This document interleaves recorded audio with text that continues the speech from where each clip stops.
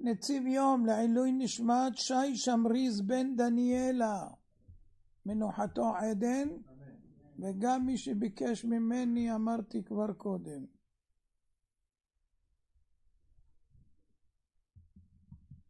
אנחנו נלמד היום, הייתי שם במצרים, פרק ו' ופרק ז'. עברו מאז 6 חודשים של עינוי קשה. כפי שאמר פרעה, כך היה. לאיש לא נותר פנאי להתבונן או לחשוב. המצב היה בכי רע. השוטרים כעסו על משה ואהרון והאשימו אותם בהחמרת המצב. אלה היו דתן ואבירם כידוע. אלא שאז הגיעו חדשות מסעירות מאוד. אהוליאב רץ אל בצלאל, חש צורך להגניב לו את המידע העצום. היה עליו לעשות זאת בשניות ספורות, לפני שירגיש בו אמי ויפליא בו מכותיו. בצלאל, מזמן לא ראיתי אותך. כן, יש חדשות מסעירות. מה הן? משה רבנו חזר. מה? כן, כאשר שמעת. אבי אומר שעכשיו תתחיל הגאולה. בצלאל הזיל דמעות. למה אתה בוכה? הדודים שלי אמרו לי שהוא לא יחזור לעולם. שוב הדודים האלה, השמאלנים עם הכפירה שלהם. עצתי לך בצלאל, התנתק מהם. ראה הגאולה קרובה. מי שיקפוץ כעת לעגלת המאמינים ינצל. האחרים יאבדו. בוא, תהיה עמנו.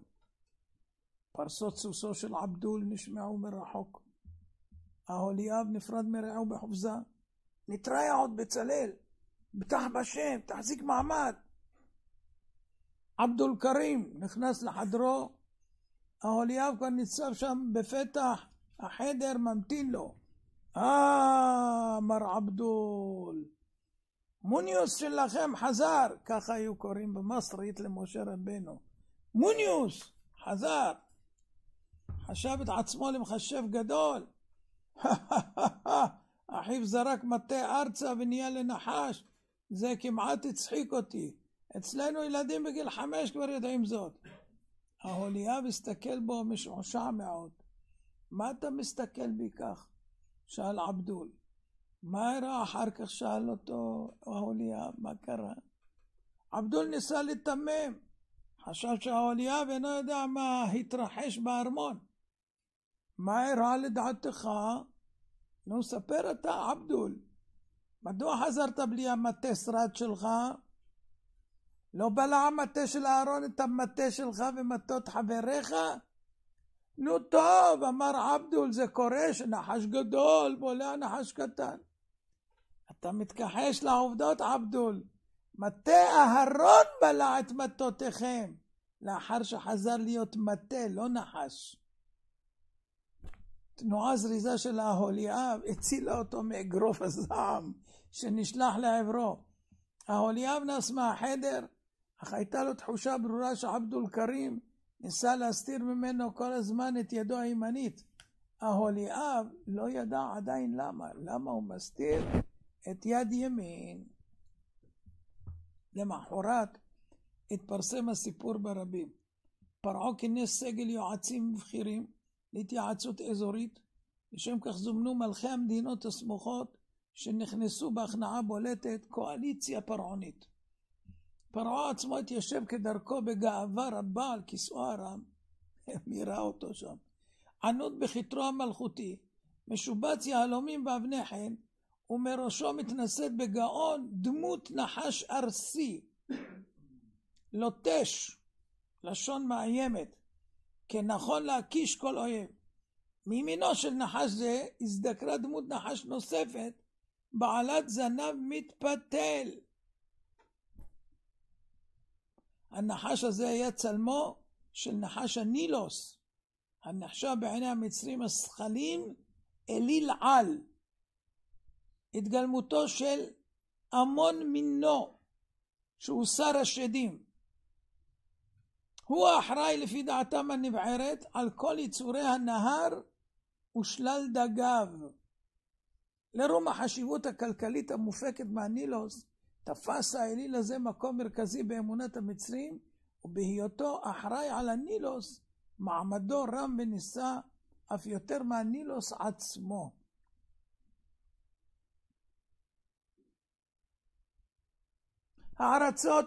הערצתו בעיניהם הייתה כה רבה, עד שקראו לאחד מעריהם הגדולות נועמון, על שמו. המצרים שראו את עצמם מצליחנים גדולים, נהגו לנפנף כל הזמן בדתם, באלוהיהם, ולהסביר שמכך הצלחתם החומרית. ואכן פתאים רבים האמינו. אחריהם נסחפו גם יהודים רבים, למרבה הצער איבדו אמונת אבותם, ונטו להאמין באלילי עץ ואבן ובבריות משונות. אך לא עוד. הגיעה העת לנפץ את בועת הסבון השקרית הזאת, להוכיח קבל עם ועדה כי החיות שהמצרים גילמום לאלוהות אינם אלא יצורים פשוטים, ככל שאר יצורי העולם יצירי כפיו של הקדוש ברוך הוא. לפתע, ללא כל הודעה מוקדמת, סבה דלת הטרקלין על צירה, מבעד לפתח הנפתח לרווחה נכנסו משה ואהרון, מלווים בחיות הטרף, שומרות הארמון, מתרפסים סביבם, לוחכים את רגליהם בהבעת חיבה גלויה. חרדה אחזת המלכים השוהים בהיכל, אורחי המלך וקרואיו, כולם כאחד הסירו כתריהם, השתחוו לנביאים בהתפעלות מהולה באימה. משה ואהרון התייצבו במרכז נוכח המלכים ברוזני הארץ והשמיעו את דבר השם. פרעה הביט בהם משתאה, מבקש הוכחות לדבריהם בדבר הימצאות האלוהים. תנו מופת, דרש. באין דברים נטל אהרון את מטהו ושליחו ארצה נגד פרעה לעיני כל הנוכחים. המטה שהוטל למרגלותיהם רבץ שם דומם ככל מטה רגיל, מפריך כל אפשרות של אחיזת עיניים. זאת אומרת, זה לא היה ברן, מטה לרגע ונעלם, לא אחיזת עיניים. אלא אז ציווה עליו אהרון שיהפך לתנין. הפלא התרחש מול עיניהם הפעורות לרווחה. המטה הדומם הפך להיות יצור חי, בדמות נחש ים ענק, כ5 מטרים.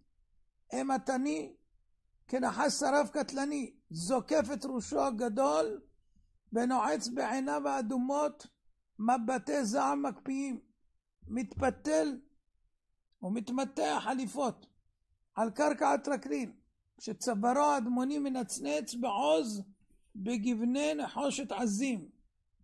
רחש עבר בין הקהל, הנוכחים זהו על מקומם בחוסר נוחות. המון מינו לחששו זה לזה בפלצות. הם חשבו שזה האליל שלהם, של הנילוס. אלוהי ישראל מוכיח שהוא שולט על המון מינו, הרהרו בחרדה. פרעה המשיך לשבת בזחיחות על כיסאו הרם, בחיוך לעגנים מופיע בזוויות פיו. בלגלוג, מה זאת? זה מופת? עשיית כשפים זה הדברים הפעוטים במצרים. אם נזלף עליו טיפה מים, מיד ישוב להיות מטה רגיל כשהיה. ככה חשב, כי ככה מבטלים כישופים. אלא די מהר קפה חיוכו. לתמהונו,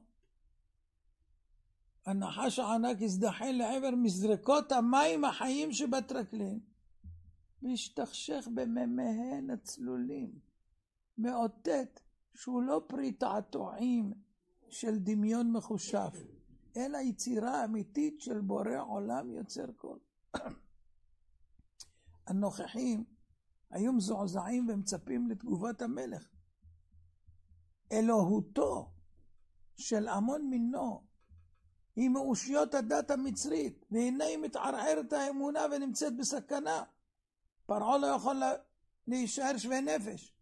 היה צורך דחוף להחזיר לדת המצרית את הכבוד האבוד. השאיר מבטו קדימה, מעל ראשי הנוכחים, ולא בכדי. אל מול פניו, אחרי גבם של האורחים, התמקמה באופן קבוע קבוצת עידית מחכמיו, מוסווים כמעט אינם נראים, אבל לא גורעים עין מהמלך, עומדים אכן לכל איתות. התקשורת ביניהם הייתה מופתית. שפת הגוף שלטה ברמה. ניע קטן של אצבע יד זו או אחרת, נענוע הראש אפילו מילימטר, היה בו מסר רב משמעות. וכל תנועה ביטאה כוונה ברורה, עד שהיו יכולים לתקשר באמצעות התנועות הקלות האלה דיאלוג שלם. מעטים ידעו לפענח את השפה הזו על בוריה. היו צריכים שנות לימוד לא מעטות להיות שלמים בחוכמה זו.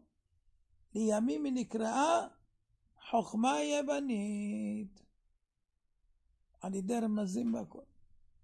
פרעה פתח בנאום ארוך, מדבר אל הנוכחים בליווי נענועי ידיים מקובלות, אבל בתחכום רב היה מסווה בין אותם איתותי אצבעות בלתי נראים המיועדים לחכמיו, כמו הבונים החופשיים עם כל התנועות והלחיצות והסימנים.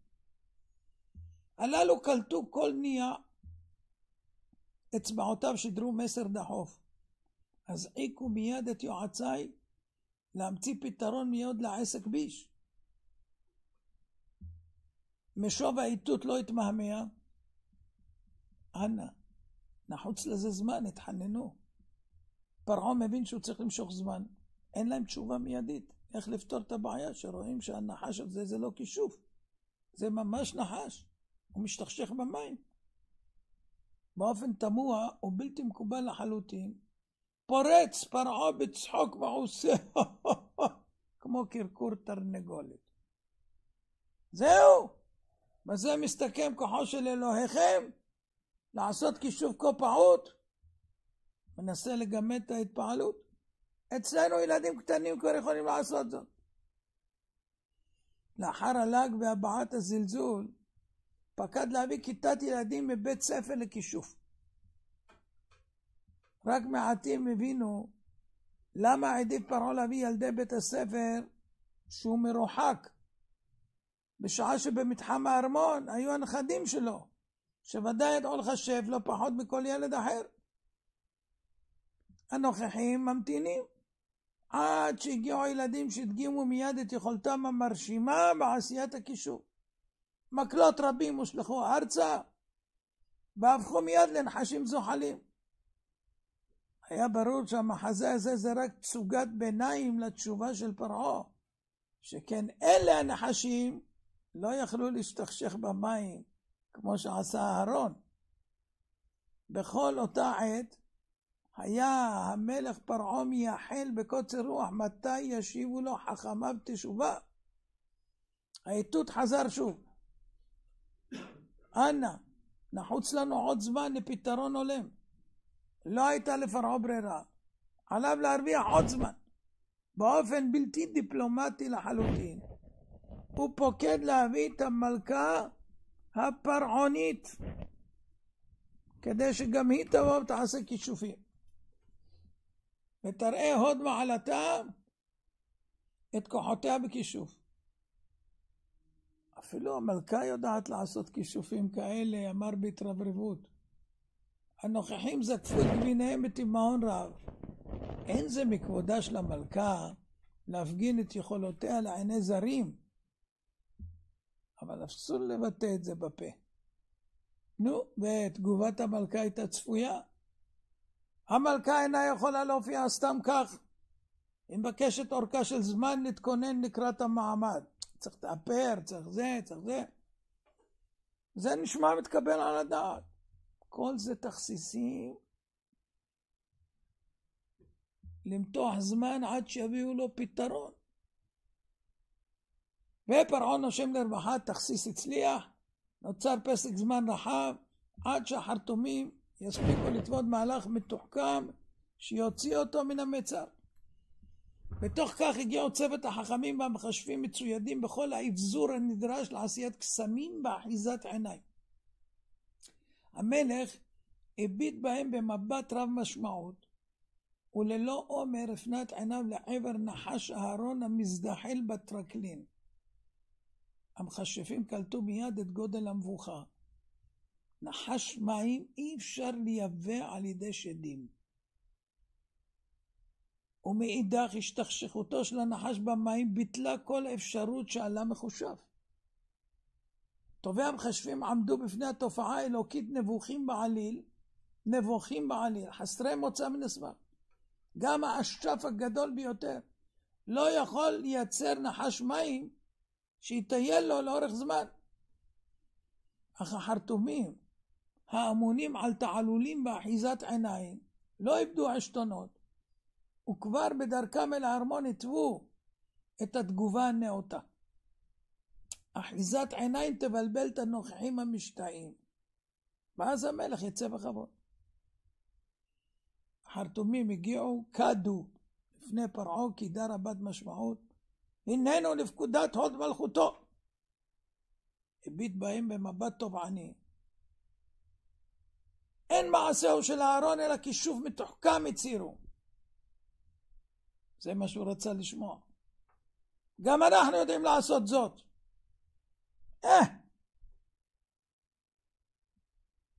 בתנועות דרמטיות, צופנות סוד, השליחו את מטותיהם למרכז הזירה, מרתקים את הנוכחים אל פעלוליהם, באומנות רבה גורמים להסחת דעת הנוכחים משאר החרטומים המסתתרים מאחורי הקלעים, דרוכים לפעולת התרמית. עיני כולם נשואות לעבר מטות המחשבים המושלחים ארצה בזה אחר זה, ואיש לא נתן מבטו לצללים. החרטומים שהיו מאחורי הקלעים ניצלו היטב את היסח הדעת המושלם, בזריזות שלפו מאמתחתם כיסויי אורות נחשי ים, התעטפו בהם היטב, ובתזמון מהיר כברק ומתורגל היטב, השליחו עצמם על המטות המוטלים ארצה בתנועת בזק והטמינו אותם בחיקם, והתחילו לסחול על הארץ כנחשים.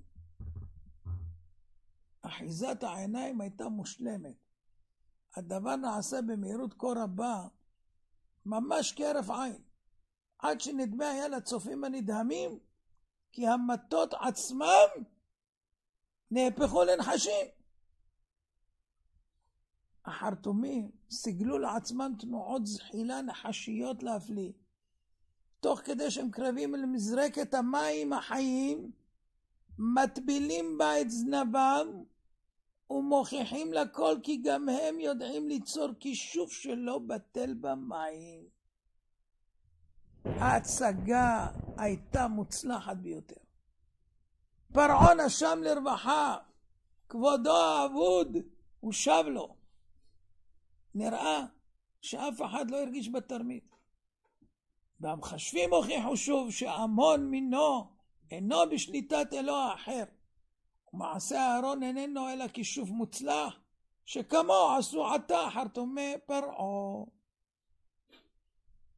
חיוך של שביעות רצון על פניו של פרעה. ניצחתי את משה, חשב לעצמו בגאווה, נועץ מבט במשה ואהרון. נו, אבל פתאום השתבש הכל. בעוד החרטומים זוחלים על הקרקע, מפליאים בלהטותיהם באקרובטיקה נחשית מושלמת, חזר נחשו של אהרון ושב להיות מטה כבתחילה, ובהיותו מטה קפץ על חבורת המזדחלים, פער את פיו המטה ובלע את כולם, ולא נודע כי באו אל קרבו. הוא נשאר באותו עובי, אותו אורך. הנוכחים עצרו את נשימתם בהלם. המחזה ארך דקות ספורות בלבד, ורק פרעה הבין שבעצם המטה של אהרון בלע את החרטומים המחופשים עם המטות של המחשפים הטמונים בבגדיהם. גבור התת, חרדה התגנבה לליבו, ואם יגזור על המטה שיבלע אותי עם הכיסא. כשנסתיימה המערכה הזו, הראה משה עוד נוסף. הכניס את ידו לבין כפלי בגדיו, הוציא אותה מצורעת, הכניס אותה שוב, נרפאה. החרטומים הנותרים, כן, גיחכו.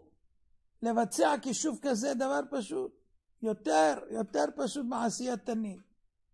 הכניסו את ידם לכפלי בגדיהם והוציאו מבהיקות בלבנוניותם. אך כשניסו לרפותם לא עלה הדבר בידם.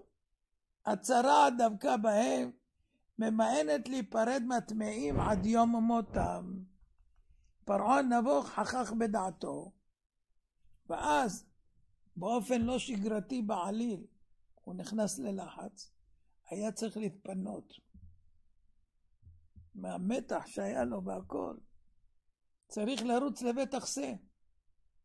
והעבדים העמומים לא מבינים מה עושה האיש שמוחזק אלוה בבית אחסה. מה הוא עושה שם? אבל לפרעה לא היה פנאי לערער בכך. שם בפנים ציפו לו תריסר עכברים עם שיניים חדות, והצרחות שלו נשמעו היטב בכל רחבי הארמון. מכאן ואילך התגלגלו הדברים במהירות עצומה. שידוד מערכות עולמי, רוחני וגשמי, התחולל באופן מדהים, בלתי ניתן להשגה. גלגל היקום התהפך תוך 12 חודש. גבירת הממלכות מצרים, בעלת המלך האימתני, הצבא האדיר, העושר האגדי, קרסה מול עם קטן של עבדים שלא איבד אמונתו באלוהיו במשך 210 שנים. הפרק הבא, פרעה ביאור. אבל אם אתם מתקשים להבין איך אפשר שהם יתחבאו בתוך וזה, אז מי שראה פעם להטים בכל מיני דברים כאלה שעושים, חותכים אישה, מפרידים את התיבה, כן? היא נמצאת, פתאום עושים ורן, והיא איננה. מי שיודע אחיזת עיניים יודע לעשות דברים יפים. הם הצליחו לאחז עיניים, אבל הם לא חלמו שהמטה יבלע אותה. עד היום הם שם. ביי. הכל יודוך, והכל ישבחוך, והכל יאמרו, והכל יאמרו, אין קדוש כשם. הכל יודוך, והכל ישבחוך, והכל יאמרו, והכל יאמרו, אין קדוש כשם. הכל יודוך, והכל ישבחוך, והכל יאמרו, אין קדוש כשם. הכל יודוך, והכל ישבחוך, והכל יאמרו, אין קדוש כשם. תודה רבה לכם, היה נחמד. הרי אני מכוון קיים